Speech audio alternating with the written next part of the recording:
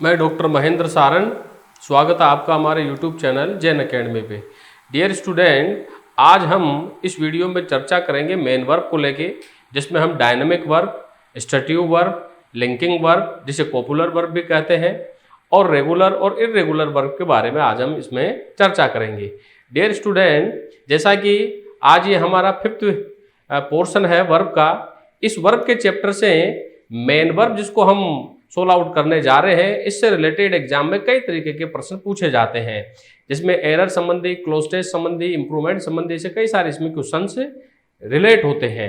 तो आज हम उन्हीं प्रश्नों को लेकर के चर्चा करेंगे। आज हम देखेंगे कि डायनेमिक वर्ब क्या है, स्टैटिव वर्ब किस तरह से फंक्शन करती है और लिंकिंग वर्ब किस तरह से फंक्शन करती है। तो इस वीडियो को अंत तक जरूर देखें, इसे लाइक और सब्सक्राइब जरूर करें और बेल आइकन का बटन जरूर दबाएं। तो आइए अब हम शुरू करते हैं आज का हमारा video main verb. Dear student, अगर बात मैं मेन वर्ब की करता हूं तो मेन वर्ब जिसे फर्स्ट फॉर्म में, सेकंड फॉर्म में, थर्ड फॉर्म में, आईएनजी में और फर्स्ट फॉर्म के साथ एस या ईएस में लिखा जाता है, यह मेन वर्ब होती है। तो जैसा कि मैं शुरू से ही आपको बताता हुआ आ रहा हूं कि मेन वर्ब ही वो वर्ब होती है जो हमें टेंस की पहचान कराती है। मेन वर्ब जो होती है वो सब्जेक्ट और ऑब्जेक्ट की कंडीशन के अनुसार बदल जाती है, क्योंकि मेन वर्ब जो है उसे एक वचन और बहुवचन में लिखा जाता है।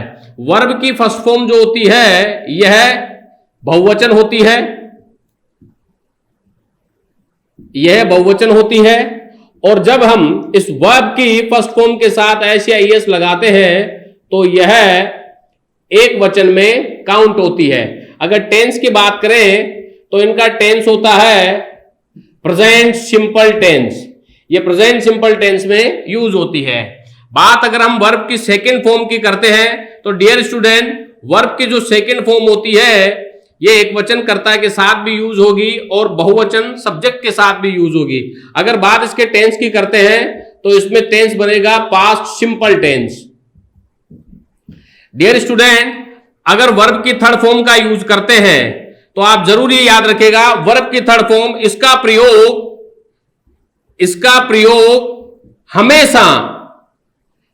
प्रयोग हमेशा हेल्पिंग वर्ब के साथ होता है। वर्ब की थर्ड फॉर्म जब भी आएगी यह हेल्पिंग वर्ब अपने साथ मिलेगी। डियर स्टूडेंट, बात अगर हेल्पिंग वर्ब की करते हैं तो हेज हेव के बाद, हेड के बाद हम वर्ब की थर्ड फॉर्म का इस्तेमाल करते हैं एक्टिव वॉइस में, और हेज के बाद, हेव के बाद और हेड के बाद अगर बीन होता है तो हम वर्ब की थर्ड फॉर्म का इस्तेमाल करते हैं पैसिव वॉइस में। इसी तरह डियर स्टूडेंट, अगर इजेमार के बाद वर्ब की थर्ड फॉर्म का यूज होगा तो ये पैसिव में होगा, और अगर इज एमआर के बाद बीइंग वर्ब की थर्ड फॉर्म का यूज होगा तो भी ये पैसिव में होगा। इसी तरह वाजवर में, वाजवर के बाद वर्ब की थर्ड फॉर्म का यूज अगर होता है तो ये पैसिव बनता है, और वाजवर के बाद अगर हम बीइंग लगाते हैं तो भी इसमें थर्ड फॉर्म आएगी पैसिव वॉइस में। तो इस तरह से वर्ब की थर्ड फॉर्म का यूज जो होता है वो जब भी हेल्पिंग वर्ब आएगी, वर्ब के थर्ड फॉर्म का यूज हम उसके साथ में करते हैं, जिसमें मैंने वो हेल्पिंग वर्ब लिखी है। इनका एक्टिव वॉइस भी होता है और पैसिव वॉइस भी होता है। इनका यूज एक्टिव में भी होगा और पैसिव में भी होगा। विदाउट हेल्पिंग वर्ब, वर्ब के थर्ड फॉर्म का हम यूज नहीं करते हैं। अब बात हम करते हैं वर्ब की फर्स्ट फॉर्म के साथ आईएनजी की। तो डियर स्टूडेंट, अब वर्ब के साथ अगर हम आईएनजी लगाते हैं तो इसका यूज प्रेजेंट कंटिन्यूअस में भी होता है, पास्ट कंटिन्यूअस में भी होता है और फ्यूचर कंटिन्यूअस में भी इसका यूज करते हैं, वर्ब की फर्स्ट फॉर्म के साथ आईएनजी। तो इस तरह से हम मेन वर्ब के अलग अलग फंक्शंस ये होते हैं, जिनमें वर्ब की जो फर्स्ट फॉर्म होती है वो बहुवचन होती है, ऐसी ये सिंगुलर होती है, प्रेजेंट टेंस हुआ। वर्ब की सेकंड फॉर्म एक वचन बहुवचन दोनों के साथ यूज होती है, पास्ट सिंपल में आएगी। वर्ब की थर्ड फॉर्म जब भी यूज होगी हेल्पिंग वर्ब लेगी। वर्ब की थर्ड फॉर्म के साथ वर्ब की थर्ड फॉर्म का यूज हम एक्टिव से पैसिव में भी करते हैं और इसका प्रयोग हमेशा हेल्पिंग वर्ब के साथ। और जब हम वर्ब की फर्स्ट फॉर्म के साथ आईएनजी लगाएंगे तो इसमें टेंस बनेगा प्रेजेंट कंटिन्यूअस। अगर बात में प्रेजेंट कंटिन्यूअस टेंस की करता हूं तो इसमें हेल्पिंग वर्ब जो यूज होगी वो इजेमार के साथ आईएनजी आएगी। और पास्ट कंटिन्यूअस टेंस की अगर मैं बात करता हूं तो पास्ट कंटिन्यूअस टेंस में वाज वर्ब के साथ वर्ब फर्स्ट आईएनजी आएगी। और अगर मैं फ्यूचर कंटिन्यूअस की बात करता हूं तो इसमें सेल और विल के साथ बी वर्ब की फर्स्ट फॉर्म के साथ आईएनजी का यूज होगा। तो डियर स्टूडेंट, आज इस वीडियो में हम चर्चा करने जा रहे हैं वर्ब की फर्स्ट फॉर्म के साथ आईएनजी का। मेन वर्ब जो होती है इसके 5 फंक्शंस होते हैं, first form, second form, third form, ING और एस या ईएस। और प्रत्येक वर्ब जो है वो अपने अपने टेंस की पहचान कराती है। इन वर्ब में परिवर्तन होता रहता है। अब हम चर्चा करेंगे कि इन वर्ब को कितने भागों में बांटा गया है और ये किस तरह से फंक्शन करती है। डियर स्टूडेंट, अब हम बात करेंगे इसके अलग अलग डिवीजन की। मेन वर्ब में एक पोर्शन जो होता है वो होता है dynamic verb. Dynamic verb, dear student, वह वर्ब जो एक्शन करती है हम उसे डायनामिक वर्ब में यूज करते हैं। डायनामिक वर्ब में जो वर्ब यूज होती है हम इसे प्रोग्रेसिव वर्ब भी कहते हैं, जिसे हम फर्स्ट, सेकंड, थर्ड और आईएनजी आदि में यूज कर सकते हैं। हम इसमें वर्ब की फर्स्ट फॉर्म के साथ आईएनजी लगा करके इसे प्रोग्रेसिव वर्ब भी बनाते हैं, इसीलिए इसे प्रोग्रेसिव वर्ब भी कहते हैं। अब हम चर्चा करते हैं कि dynamic verb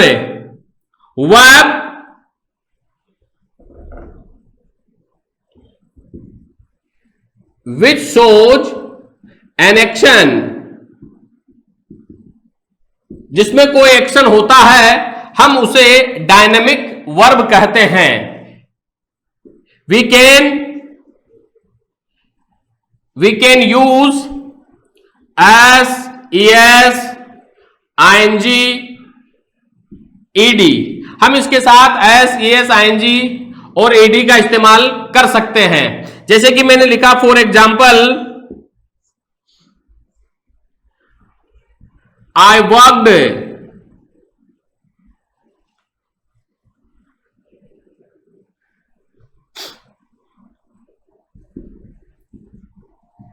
in this hospital।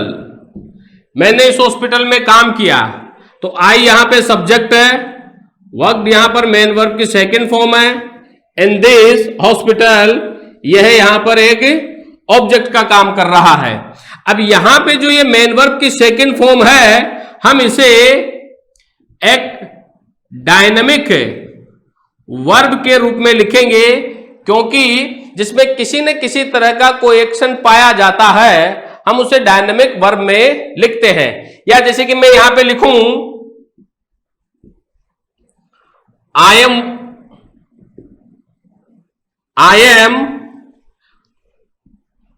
Working here.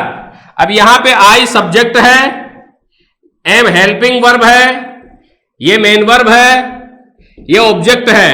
तो यहां पे वर्किंग के साथ हम वर्ब की फर्स्ट फॉर्म के साथ आईएनजी लगा रहे हैं। तो डायनामिक वर्ब है जिसे डिजाइन किया जाए, जैसे first form, second form, third form, ING, S या ईएस आदि में लिखा जाए, वो डायनामिक वर्ब। इसमें किसी न किसी तरह के किसी न किसी प्रकार के एक्शन को बताया जाता है।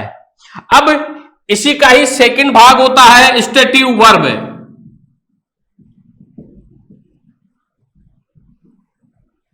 डियर स्टूडेंट, अगर बात मैं स्टेटिव वर्ब की करता हूं तो स्टेटिव वर्ब यह this kind of verb shows state,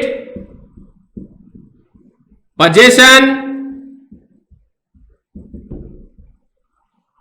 state and possession. ये किसी न किसी प्रकार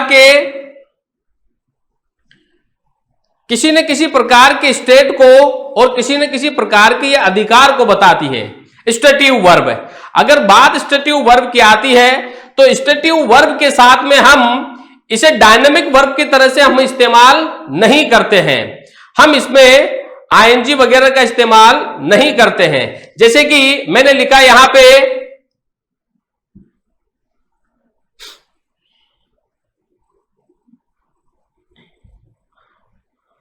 I hear a song last day और I am hearing a song, I am hearing a song at this time। अब यहां पे हियर्ड है और यहां पे हियरिंग है। यहां पर मैंने इसके साथ आईएनजी लगाए क्योंकि अपने साथ में कोई आईएनजी नहीं लेती है, तो ये हियरिंग शब्द यहां पर गलत है। हियर्ड जो एक मेन वर्ब की सेकंड फॉर्म है, ये यहां पे किसी के स्टेट के बारे में बता रहा है कि भाई मैंने एक संगीत सुना। तो जो वर्ब किसी के दशा के बारे में बताए, जो वर्ब किसी के अधिकार के बारे में बताए, हम उसे स्टेटिव वर्ब में लेते हैं। जैसे कि मैंने लिखा यहां पे आई हैव अ बुक। अब यहां पर यह अधिकार को बता रहा है। सब्जेक्ट हैव मेन वर्ब की फर्स्ट फॉर्म और ये ऑब्जेक्ट। तो यहां पर हैव जो है वर्ब की फर्स्ट फॉर्म, यह एक स्टेटिव वर्ब की तरह कार्य कर रही है। तो स्टेटिव वर्ब वो वर्ब होती है जो किसी की दशा के बारे में बताए, जो किसी के अधिकार को बताए। हम ऐसी वर्ब को स्टेटिव वर्ब में यूज करते हैं। स्टेटिव वर्ब के साथ हम आईएनजी आदि का इस्तेमाल नहीं करते हैं। अब हम चलते हैं इसी में ही थर्ड पोर्शन पे, जिसे हम कहते हैं लिंकिंग वर्ब। डियर स्टूडेंट, बात अगर लिंकिंग वर्ब की आती है तो that verb which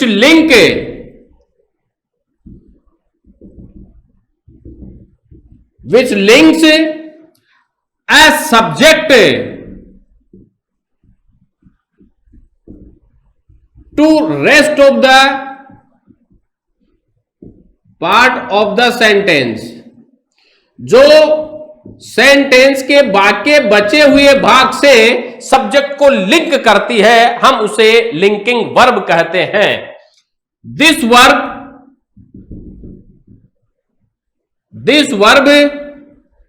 connect a subject to it's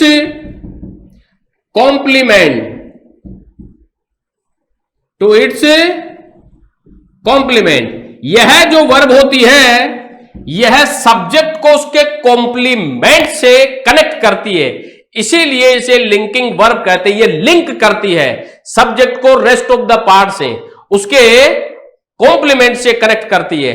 linking verb को एक कॉपुलर वर्ब भी कहा जा सकता है। जैसे कि मैं यहां पे कहूं, यहां हम कुछ एग्जाम्पल लेंगे और इसके बारे में हम चर्चा करेंगे कि लिंकिंग वर्ब को हम लिंकिंग वर्ब और स्टेटिव वर्ब, ये दोनों की दोनों जो वर्ब होती है, कुछ वर्ब ऐसी होती है जो स्टेटिव वर्ब की तरह भी कार्य करती है, कुछ वर्ब जो ऐसी होती है वो लिंकिंग वर्ब की तरह भी कार्य करती है। ये दोनों की तरह ही फंक्शन करती है। और कुछ वर्ब ऐसी होती है जो स्टेटिव तो है लेकिन लिंकिंग नहीं है, कुछ वर्ब ऐसी है जो लिंकिंग है लेकिन स्टेटिव नहीं है। अब बात अगर लिंकिंग वर्ब की कर रहे हैं तो लिंकिंग वर्ब में जो बी की फॉर्म आती है, जैसे is, am, are, was, verb, was और वर, ये लिंकिंग वर्ब के तौर पे कार्य करती है। ये हेल्पिंग वर्ब भी है। अगर मैं इनको हेल्पिंग वर्ब के तौर पे लिखूंगा तो मैं इनके बाद में वर्ब की फर्स्ट फॉर्म के साथ आईएनजी लगाऊंगा। लेकिन अगर इज, एम, आर के बाद में, वाज, वर के बाद में अगर मैं कोई ऑब्जेक्ट लगाता हूं किसी भी नाउन या प्रोनाउन के रूप में जो एक कॉम्प्लीमेंट की तरह कार्य करता है, तो यह एक लिंकिंग वर्ब बनती है। हम इसे कुछ एग्जाम्पल से समझना चाहेंगे कि किस तरह से लिंकिंग वर्ब की तरह यह कार्य करती है। जैसे मैंने लिखा I am a teacher,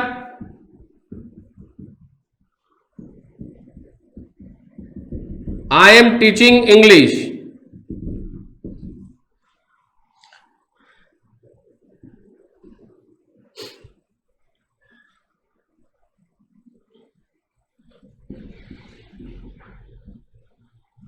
He was a cricketer.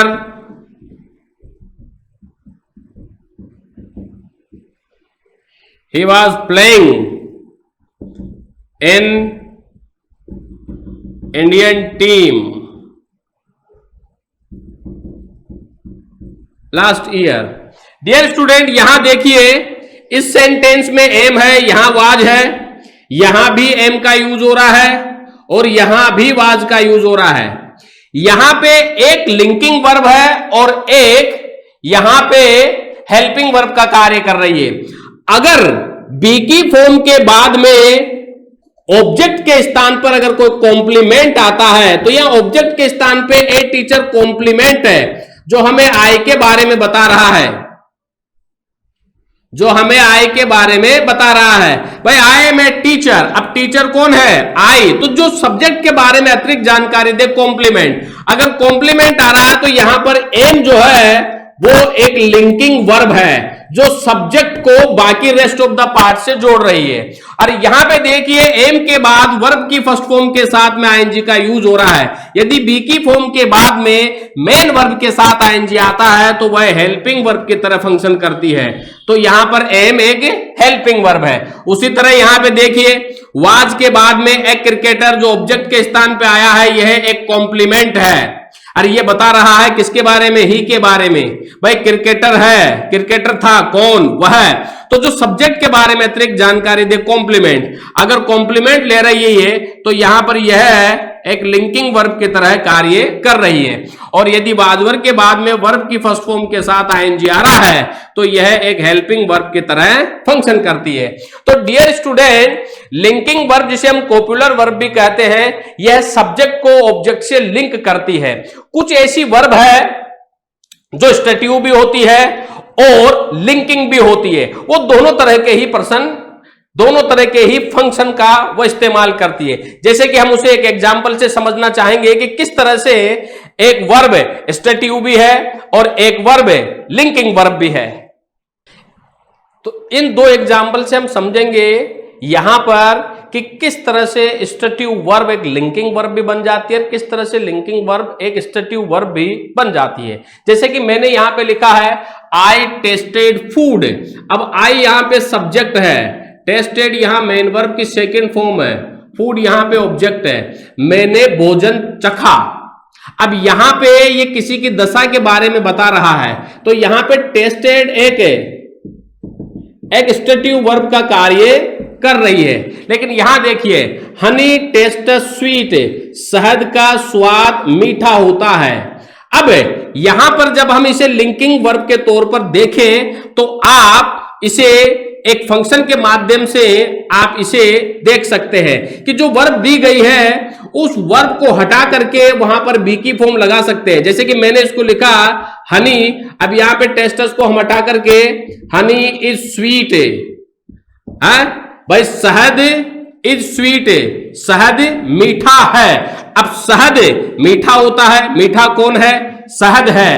तो जब इस वर्ब को गौण करके हम बी की फॉर्म के माध्यम से अगर उसे बिठाते हैं और उसका अर्थ बैठ रहा है और वह यहां पर दिया हुआ शब्द या उसका कॉम्प्लीमेंट उसके बारे में बता रहा है तो इसका मतलब है कि यहां पर ये जो वर्ब है ये एक लिंकिंग वर्ब की तरह कार्य कर रही है। अब यहां पे मैं टेस्टेड को हटा करके अगर मैं इसे लिखूं, यहां पे बी की फॉर्म लगाऊं आई एम फूड, तो मैं फूड नहीं हो सकता, मैं फूड नहीं हो सकता, फूड में नहीं हो सकता। तो ये इसका मतलब ये फंक्शन सही नहीं आ रहा है। अगर ये सही नहीं आ रहा है तो इसका मतलब है टेस्टेड स्टेटिव वर्ब है।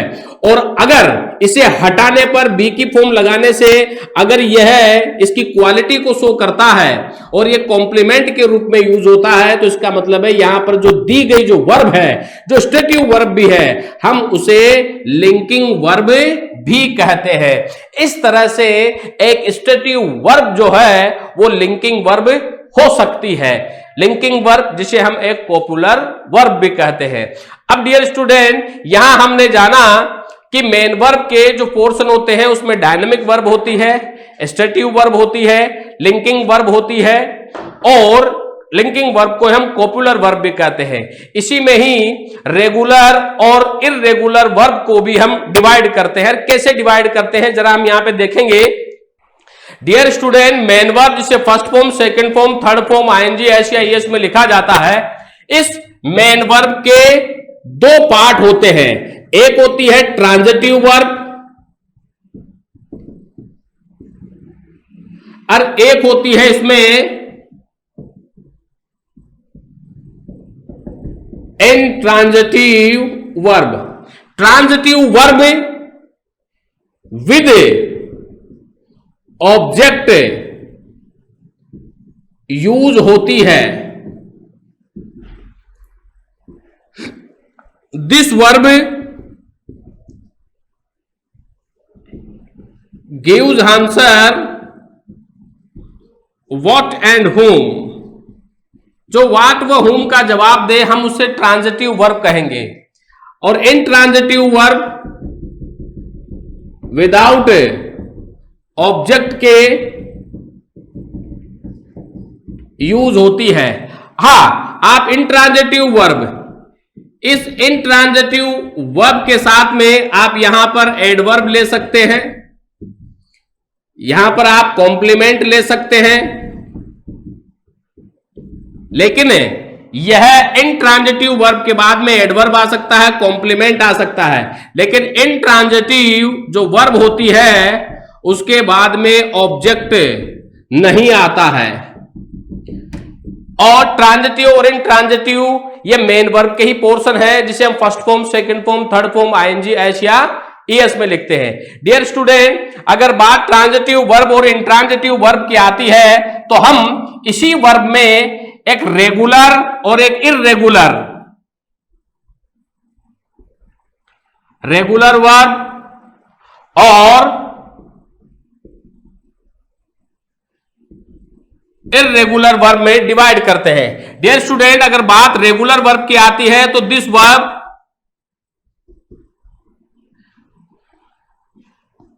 यूजेज विद ईडी, डी और ईएन। जो जिस वर्ब के अंत में ईडी, डी और ईएन आए वह रेगुलर वर्ब होती है, और विदाउट ईडी, डी, ईएन के यूज हो हम उसे इर्रेगुलर वर्ब में लिखते हैं। डियर स्टूडेंट, अगर बात मैं यहां लिखना चाहूंगा, बात अगर रेगुलर वर्ब की आती है तो this verb second and third form is being same, हम उसे सेम पोजीशन में रखते हैं विद डी, ईडी और ईएन। और अगर बात इर्रेगुलर वर्ब की आती है तो all three functions, all three forms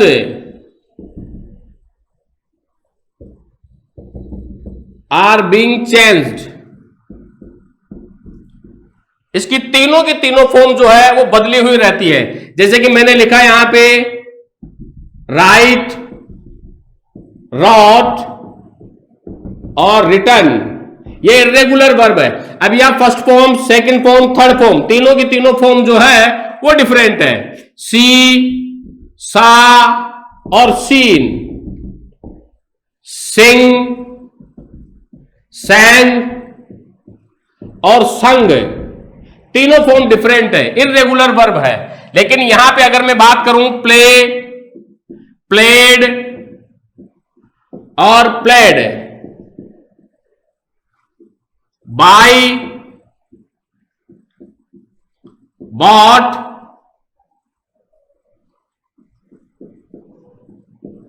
bot, इस तरह से हम इस वर्ब को रेगुलर वर्ब में काउंट करेंगे, क्योंकि जो ईडी, डी, ईएन आदि सेकंड व थर्ड फॉर्म के साथ लाए तो ये मेन वर्ब के ही फंक्शन है, जिसे हम ट्रांजिटिव और इंट्रांजिटिव वर्ब में लिखते हैं।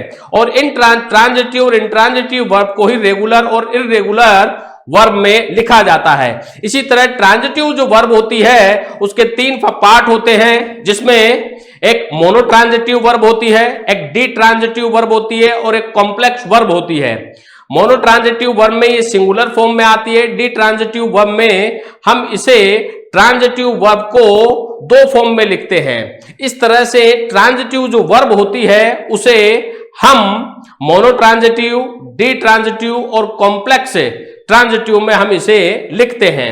और मेन वर्ब को ही हम डायनेमिक वर्ब, लिंकिंग वर्ब और कॉपुलर वर्ब में डिवाइड करते हैं। इस तरह से हम मेन वर्ब, जिसे first form, second form, third form, ING, S या ईएस में लिखा जाता है, इनके अलग अलग तरीके से इन तरह के फंक्शंस होते हैं। डियर स्टूडेंट, कुछ शब्द ऐसे होते हैं जिनके साथ आईएनजी लगाने से उनका अर्थ बदल जाता है, उन्हें प्रेजेंट सिंपल में ही लिखा जाता है। जैसे कि मैंने लिखा यहां पे I am hearing a song. अब यहां पर इसे ग्रामेटिकली देखा जाए तो यह गलत होता है। I am hearing a song, here के अगर आप आईएनजी लगाते हैं तो उसका अर्थ सुनवाई में यूज होता है। जैसे कि मैं लिखूं द जज इज हियरिंग द केस, भाई जज केस की सुनवाई कर रहा है। अब अगर हियर के साथ आप आईएनजी लगाओगे तो हियरिंग का अर्थ हो जाता सुनवाई के अर्थ में। वैसे हम हियर के साथ में आईएनजी नहीं लगाते हैं, इसका प्रयोग प्रेजेंट सिंपल और पास्ट सिंपल में करते हैं। तो कुछ ऐसी वर्ब होती है जिनके साथ आईएनजी लगाया भी जाता है, नहीं भी लगाया जाता है। अगर हम उनके साथ में आईएनजी लगाते हैं तो उनका अर्थ जो है वो बदल जाता है। इस तरह से हम मेन वर्ब के अलग अलग पोर्शन के बारे में यहां इसमें पढ़ते हैं, जिसमें डायनेमिक वर्ब हो गई, स्टेटिव वर्ब हो गई और लिंकिंग वर्ब हो गई। इस वीडियो को अंत तक जरूर देखें। जय हिंद।